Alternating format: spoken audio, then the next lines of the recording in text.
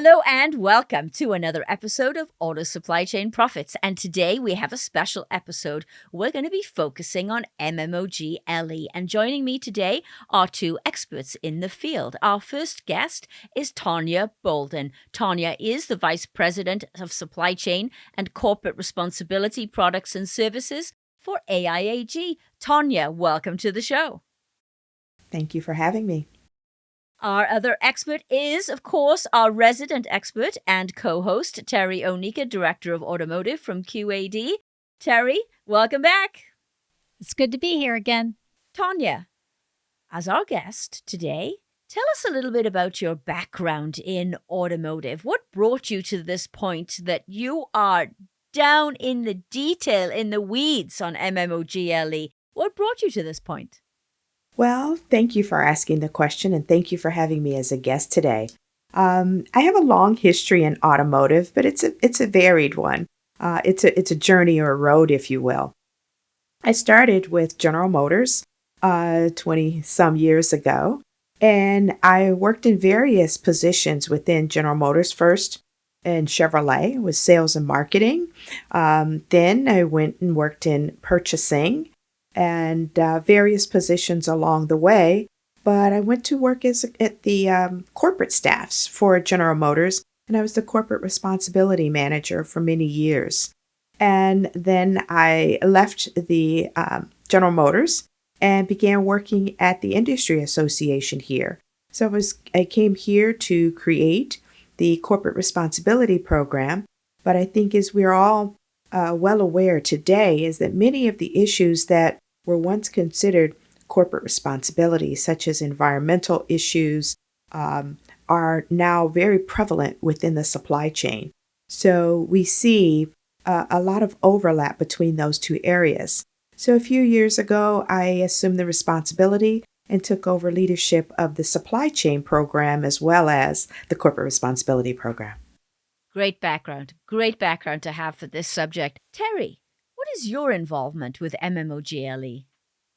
I've been involved with MMOG LE since version 1, and we just released version 6, which we're going to talk about today.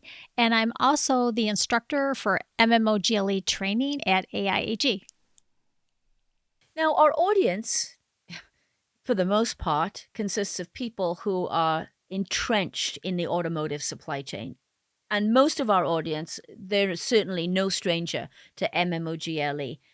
But for those who are perhaps coming into this for the first time, new listeners, maybe somebody from an EV company, a startup wanting to learn more about MMOG LE, let's dial it back a notch. And Terry, in simple terms, can you tell us what MMOG LE is all about? Yes. MMOG LE first stands for the Materials Management Operations Guideline Logistics Evaluation. And I know that's a mouthful. That's why we call it MMOG LE. And what MMOG LE is a self-assessment that you take at the plant level to determine how good you are at supply chain. So I often like to do the analogy, MMOG LE is to delivery what IATF 16949 is to quality. So they are analyzing different areas. However, MMOG and IATF have a lot of complementary aspects to them. And so we look at that. Say, for instance, like a corrective action, you would do that on the quality side, but you also need to apply that on the supply chain side. The MMOG LE assessment should be led by the supply chain manager at the plant. So it should not be led by quality, which is often a mistake that a lot of organizations make, because you have to look at the assessment from a supply chain perspective. It is used by many OEMs around the world. For instance, Ford, Stellantis, Volvo Car, Volvo Truck, Renault. And there's many new OEMs as well that are coming on board. They require what we call the full assessment. So it's in version 6, it's about 176 criteria or questions that need to be answered. However, at the Tier 1 level, you can also do MMOG LE with Tier 2, and it can go down the supply chain. And they fill out the basic assessment. It's about half of the full. It does allow you from the basic to continue on to the full if you need to do that. Now, how it's used is that OEMs or tier ones typically use it when they're going to award you new business. They want to make sure you've got good supply chain capabilities. They also use it should you become problematic. So if you start having troubles, they say, let's go back to your assessment and let's figure out what's going wrong and let's reevaluate everything. In the full, if you get an A, that means you're world class. It's the highest score. And in the basic, if you get a ZA, that just means you have the basics of supply chain that are in place. So that's how it is used in the industry. Okay. Tanya, give us more of a macro industry perspective. Why is this so important, MMOGLE, and what's its future in the industry? Give us the automotive industry viewpoint. Thank you for that question. I'll be happy to share. So first, I'd like to share a little bit about AIAG and what we stand for and what our objectives are. So in dispelling acronyms, I will explain that AIAG stands for the Automotive Industry Action Group. We're focused on the supply chain and how we can help reduce cost and complexity. Now, it's no secret to any of your listeners that in recent years, the supply chain has been tested. From weather that has, tsunamis, floods, things of that nature that have interrupted the supply chain flow. Let's not forget COVID and its impact on the supply chain. And we have found that in our 40 plus years of experience, that where we can add the greatest value to industry is to focus on standardized approaches. And MMOGLE is just that. MMOGLE helps companies focus on the basics to help them improve upon their supply chain performance and taking into account the many disruptions that I just mentioned. Terry, why would a tier one care? Why would they care about MMOGLE? I mean, I can just imagine CEOs and senior leaders with their eyes rolling around the back of their head going, oh, not another standard. What would you say to leaders in the tier one space to say, this is important, this is why you need to do this? What's that discussion look like? That's a very good question, Jan. What I see that a lot of industry leaders may not see is MMOGLE's ability to do two really key things, two big benefits that I see. In my role at QAD, I often go out and work with suppliers to help them complete the assessment before they give it to their OEM or their tier one customer. And what it does, number one, is it reduces inventory. We all know that inventory is your biggest, cost, right? So what MMOGLE looks at the whole supply chain from how you receive in requirements from customers and how you process it internally and then how you collaborate with suppliers. And what I've seen is that by people taking the assessment and sitting down and honestly going through each of the criteria, that they reduce inventory anywhere, in the customers that I've worked with, anywhere from 15% to 60% reduction in inventory. So by going back and really analyzing what you're doing, maybe sometimes people fall off, the wagon and doing certain things and they need to get back using the system. It identifies that and allows them to correct that. The second area, which is really key for today's times, is that it helps increase that supply chain visibility. So as a tier one, I'm bringing in that customer demand, I'm processing it automatically, and then I'm giving it to my suppliers. So that velocity that's there, it really helps that collaboration and to get that demand down to the lower tiers very quickly. Often tier ones think, especially when you have to do EDI or web EDI with suppliers, like, oh, the lower tiers are never going to want to do that. In fact, they want to do that because they want to know as quickly as they can what the OEM at the top is going to need to have. So these are two key areas. Even if you were to reduce inventory by 5%, that's probably going to be a lot for your organization. So those are the key things that I think leaders need to really look at, the benefits that really help in today's times especially.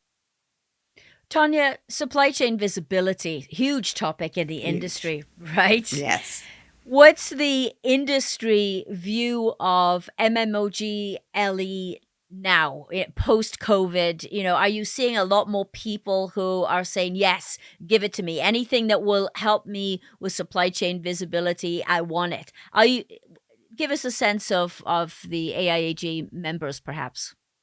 Well, I think what we're seeing in the supply chain today, specifically in automotive as well as other manufacturing verticals, is the requirement for greater visibility, either for compliance with governmental legislation or merely meeting compliance or requirements from your customer.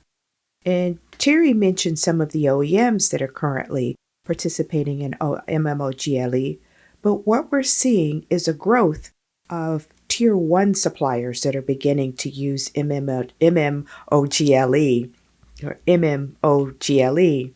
And what that is going to do is it's going to help us increase that visibility as we go further throughout the supply chain.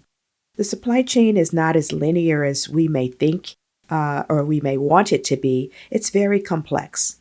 And it's important for our companies to understand their supply chain, understand how they're managing their operations, but also to understand and be able to communicate with their suppliers. So I definitely see growth opportunities with MMOGLE, as well as Terry's mentioned, V6 is now available. It's an online platform. It's a tool that is available globally. So I think there's a bright future ahead for MMOGLE. One other thing that I wanted to add is right now, with all the workforce turmoil we're going into, right? People are coming, they're leaving, we have a lot of turnover. What MMOGLE really helps the plant manager is to go educate those new people coming in on what the supply chain best practices are. Because there's so many people that are not coming in to plants that automatically understand supply chain. So to me, it helps them to have a guide as to what's important in the industry and how material and information flow in it. So I see that as a huge benefit to a lot of organizations as well. Yeah, and it seems to me that it provides a foundation. And it's much better to be proactive and establish that foundation up front than it is to be the other side of that when you have supply chain issues that are disrupting an OEM and you're done at that point, right? I mean, the costs are starting to pile up. That is not the time. The time to be looking at your supply chain is way, way up front. As soon as you possibly can, understanding MMOG, putting it in place. And Tara, you and I have talked many times before about new programs launching and how the whole supply chain of how these parts are set up in the system, how the whole supply chain moves. That's a bit of an afterthought, right? Right, right. I mean, and today we look at in MMOGLE version 6, the real need for automation. You know, in the early years of MMOGLE, to be honest, the team was a little bit leery about pushing automation too far. And in version 6, we are full on pushing automation. Using your ERP, bringing in the EDI customer demand, processing that automatically, no spreadsheets. I hate the word spreadsheet because that just means there's going to be errors in the system. And then automating that down to the supplier. And now in this version, we're bringing in things like scenario planning, which came out of COVID, right? Because we've got these semiconductors that may not need a 6 months to a year forecast. They may need 80 weeks, right? So we need to get better at planning the long-term future. Things like I see in MMOGLE version 6 tools that would help with, workforce automation. And even the benefits I see with MMOGLE in this version of having an automated QMS. So again, just really looking at automating the process because we have to get better at the velocity of speed and communication in the industry.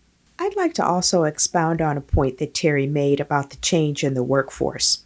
Not only are we seeing our workforce age, and a lot of our subject matter experts are retiring, we're also seeing new entrants because the industry is moving fast to EV batteries, electrification, and that is bringing new supply chain partners on board that may be new to manufacturing or new to automotive.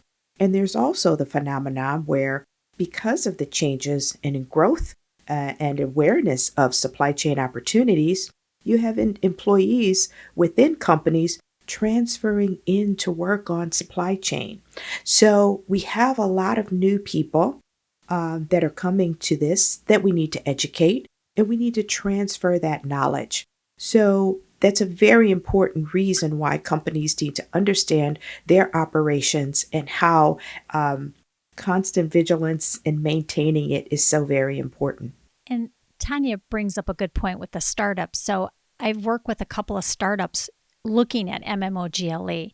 And one of the key things, kind of back to training your people, I was working with the IT department because there's a lot of automation requirements. And only 20% of the IT department at this new startup had any auto background, right? So they needed to get up to speed very quickly on industry best practice. And then there's another startup that we're working with that wants us to come in and just talk to their whole executive staff and level set them before they get started with production and make sure that they understand all the best practices. So I think in the startup area, to Tanya's point, they can actually leapfrog some of the traditional OEMs because they can come in with new technology, new processes. They don't have any legacy. So they're really embracing it quite a bit from what I can see. And I can see that it's really helping these startup companies. Terry, give us a sense of how many assessments have been done out there. What do those numbers look like? It's almost approaching 57,000 globally. So that's quite a few. Last I knew, and I don't know the current number, but I think with IATF 16949, there was about 80,000, but that always grows as well. So yes. MMOGLE is really catching up, and we continue to have new OEMs that are interested in leveraging it. And to Tanya's point earlier, we have a lot of tier ones that are out there that are also adopting it to assess their suppliers as well.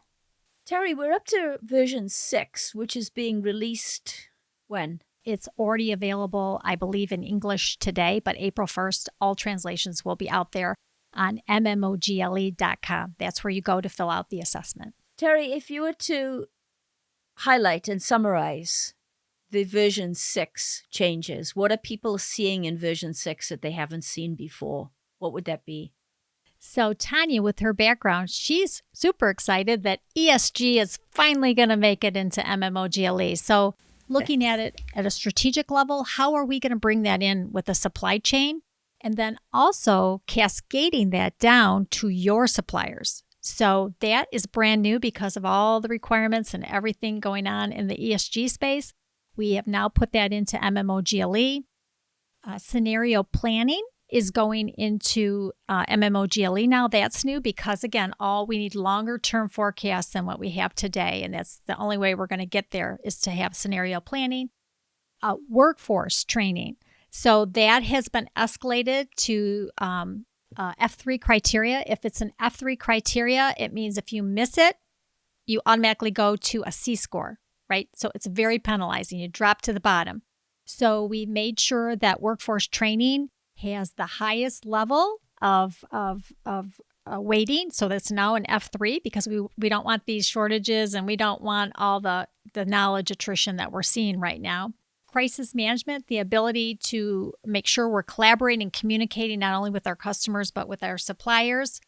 And then there's a few new F3s. So a lot of people out there that know MMOGLE, we know the word F3 and we get scared because, again, they're very penalizing. We've added a few extra of those, which we would expect because F3 questions in MMOGLE means that they are the core of supply chain. And if you can't do any of them, you've got a broken foundation on your home, as an analogy for that. And then also the other thing that I would want to mention too is that we always set out a goal to try to, if we can, decrease the number of criteria. So we are now down to 176 criteria. So we got rid of roughly 9 or 10 criteria from the assessment as well. I do want to note, in full disclosure here, sometimes we merge them. So while we decrease them, you might find it in another criteria as well too. But overall, we were able to get the number of criteria down as well too. So those are some of the big changes. And then the last thing too, I want to emphasize just more and more emphasis on making sure that your processes are fully automated and integrated. So we've added a few new F3 questions in that area. For instance, supplier schedules. You have to do that now. You have to do that automatically. So the just continuing on that path of more and more automation in the supply chain. So those are the ones that I would say are the biggest changes. Okay. The ESG is fascinating to me. Tanya, tell us more about ESG in the supply chain, and ESG as it relates to MMOGLE. Wow, all those acronyms. So let's dial it all the way back for those in our audience who are perhaps not familiar with the term ESG. What does it mean? And then walk us down that path of ESG in the supply chain, if you would. Okay, happy to do so. ESG stands for Environmental, Social, and Governance. Years ago, it was called environmental responsibility. It's been called corporate responsibility, corporate social responsibility. It's been called sustainability. But what is happening now that we're seeing, not only are our companies focused on ESG, but we have legislative bodies who are focused on ESG. That's why we're seeing a lot of the legislation coming globally. We have NGOs that are focused on ESG, and NGOs standing for non-governmental organizations, because those are the ones that are out enacting shareholder resolutions against companies that they don't feel are being mindful of the factors, people or planets, and just overall governance. But I think one of the other entrants that has been focused on ESG that some may not be as acutely aware of is the financial community. There are financial factors that are being evaluated on companies that will determine their ability to gain access to capital or their ability to be rated on the stock exchanges. So ESG is very prominent in our business world today. And for that reason, it's very important to our companies. So that's why, as Terry said, I am very excited to know that ESG is a factor in V6 of MMOGLE. I'm just going to be honest with you here and tell you that the first time I came across an ESG survey, a request from a customer that came through to the tier one I was working for, and I was in the supply chain role, it was like, oh no. And then there was the, who does this? Because it crossed so many different areas within the company. Nobody knew what to do with it. Everybody just threw it around like a hot potato. It's like, oh, it's not mine. It's not mine. Maybe legal should do this. I don't know. I mean, I think we've come a long way from those days. Tanya, I think you would agree. But now it's really, the reality is settling in, right? Companies are understanding, oh, this isn't just a nice to have or a pain in the neck survey I got to fill out for the customer. This is real, and it needs to be part of my company's mission and purpose. Are you seeing more progress, Tanya? Yes, for sure. I mean, your analogy about it being passed around as a hot potato, you're absolutely right. I remember at General Motors getting this, and I was one of the people who had the hot potato on my desk for a period of time. But it's an integrated approach. Yeah. There's not any one company that has any one staff in a company that has sole ownership of ESG. Because, as I mentioned, the various entities that are involved, ESG touches not only the supply chain, it touches government affairs, it touches finance, it touches your product development, it touches engineering, because when you look at waste and how do you account for waste and recyclability, all of those are factors, and that's just a few. There are far many more that are being looked at for ESG. And governments are getting wise. And that is where we're starting to see legislation that is requiring companies to have management systems to meet certain criteria. So that's where ESG is not owned by any one particular staff. Everyone has a role in it. And that's why the supply chain is so very important. And MMOGLE is a factor within that. Yeah, it's a very exciting change. Terry, talk to us about MMOGLE and the quality processes. So now we understand from Tanya a little bit about the ESG side of it, but take us into quality, because now MMOG is not this thing that you give it to the materials manager at the plant and go, here, do this. Just get it done. Tell me when it's done. I might have seen that once or twice. So now we're crossing into other areas. So Terry, talk to us a little bit about the overlap with quality processes. Yes, and I think it's really important. And I think companies that get it right, as we always like to say on the show, they unsilo supply chain and quality. So what we traditionally see is that quality goes off and they create corrective action processes, they create the risk management processes, and they, if left alone by themselves, will only think about quality processes. They won't think about supply chain processes. So in MMOGLE, we made sure that we added in those complementary quality processes so that we're doing them in supply chain because they're really good things. So for instance, a corrective action. Hey, if a shipment comes in late, that same corrective action you do in quality, you should be applying that on the supply chain side to figure out how to fix it. How you collaborate with the customer when you have a problem with quality. Hey, you need to do that on the supply chain side. And what I find a lot in working with suppliers is the whole risk and contingency planning. If I go into a supplier, I can guarantee you they will show me all their contingency plans for quality and the disruptions, but they won't show me any contingency plans of what happens if the truck driver's late, because quality doesn't think about those types of things, right? What if my ASN doesn't get to the customer on time? We know we get big penalties if we don't get the ASN on time. So what it really should do in a good organization is there's a lot of things that we can leverage from quality and MMOGLE. Like I'm sure they have a lot of the natural disasters already covered if we're looking at risk assessment. But by working together, they can really look at the whole picture and I think understand the plant so much better and give so much better service to the customer because they're looking at it from a well-rounded view and not in two separate silos where they may miss some things, right?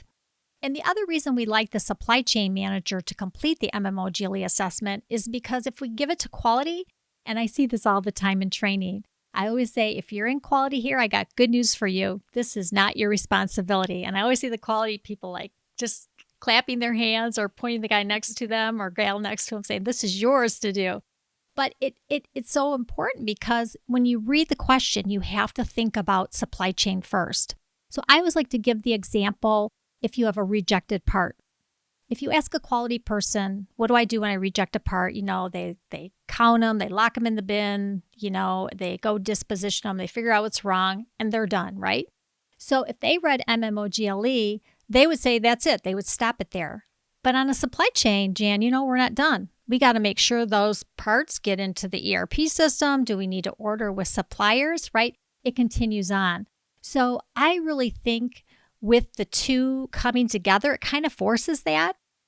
You get so much better processes because we're really looking at it in one vision and not two separate silos where we're going to probably miss some things. I think this MMOGLE version 6 really has the potential to break down these silos, as you've both talked about, and help us work more collaboratively together, which we all know if we're going to achieve the speed and agility that we want in this industry, that's what we're going to have to do.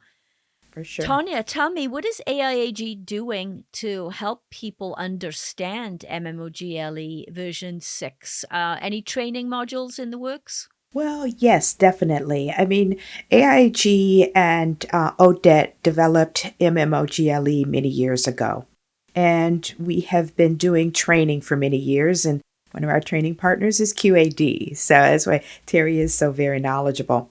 But we have classroom trainings, we have virtual trainings, we have live virtual trainings, we have an assessment that will help companies assess where they are and their needs for supply chain, and will more than likely point out that MMOGLE is an assessment that they need to engage with.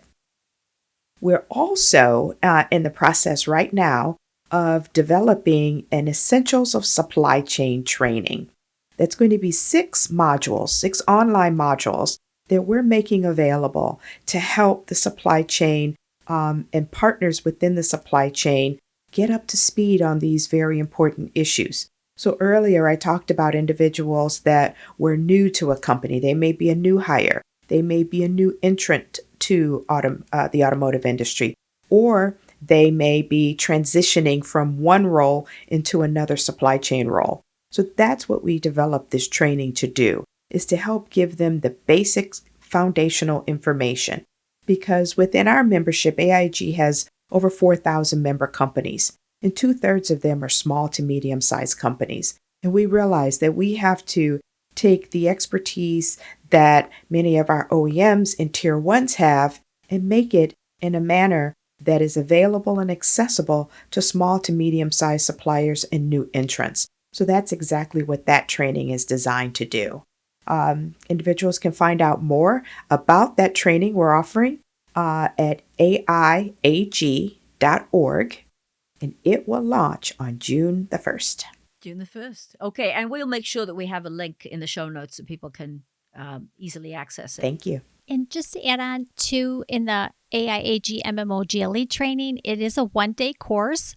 We highly encourage the supply chain manager to attend, but we really encourage all roles at the plant to attend. So purchasing, supply chain, quality, we want the whole team, IT there, so that everybody understands that assessment, because the assessment is not just questions for IT. You need to know work instructions for how your ERP system works, right? There's questions on suppliers in there. So we like to have the whole team in there. What I do in the training is what we cover, just the background on MMOGLE. We go into detail on each of the 6 chapters. And I spend a lot of time working in the training on the criteria, because oftentimes people will read a criteria in MMOGLE and they just read it too fast and they miss some things in there. So I try to slow the class down. Let's really read the criteria. What does it mean? And have the team practice on what would the evidence be to the customer? What should I be looking for? Who should I be interviewing for this criteria? And then we break into teams and we do a lot of exercise just to get them the experience of deep diving in the various levels and various questions of the assessment. So that's really helpful. And then I know a lot just from being involved with the MMOGLE work group team and going out there and helping suppliers with the assessment. So I know a lot about a lot of our trainees that come to the class, either Supply Forward or Stellantis. So I give them tips and tricks on when they go through audits with them, things that they need to look for and things that they're going to be required to do. So that's exactly what we're doing in the training as well, too. And it's been very successful today. We get good scores on it. Terry, how does this impact the 24 essential supply chain processes? Is there any change in that document, or does that stay constant? We will go back and look at it. I think in general, it'll stay pretty constant. I think some of the 24 essential supply chain processes will have more emphasis now, like I said, in the area of training, in forecast planning with scenario planning, the business continuity and that whole collaboration. So I think all the topics in the 24 will stay. I can't see anything that will be added, but there will be more emphasis and more detail in them now. Okay. Tanya, what advice would you give to supply chain leaders out there in automotive listening to this podcast in terms of next steps? What should they do? What's the very next thing they should do? I think one of the first things that supply chain leaders needs to do is to establish a collaborative work group within their company. As Terry has talked about, it's not an IT issue, it's not a quality issue, it's a supply chain issue. These problems that we're facing today as an industry require collaboration. It requires companies to get together and talk and learn from one another, share experiences, and then from there, you can identify what we call at AIG are those pain points or those gaps. And then, when focused on the supply chain, look at MMOGLE. Take some of the initial assessments. Make sure your people have got the basic foundational knowledge to be able to perform and improve upon your processes. Continuous improvement is always the watchword within automotive. Yeah, great advice. Terry, your advice. My advice would be for senior executives to understand what MMOGLE and what it does for their business and how their plants are struggling today and how they can fix those gaps in their organizations. One of the things I know we talk a lot about it on the show is just the old legacy or old ERP versions that are out there.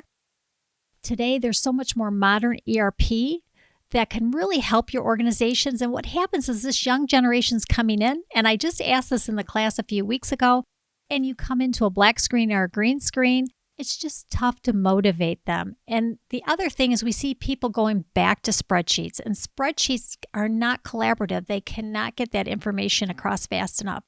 So I really encourage the C-level out there, get with your IT organization, take a look at your ERP and the systems that you're using with a fresh eye and say, how am I going to track new employees out there? How can I get people together, quality, supply chain, and IT, which we talk about with the 24 essential supply chain processes?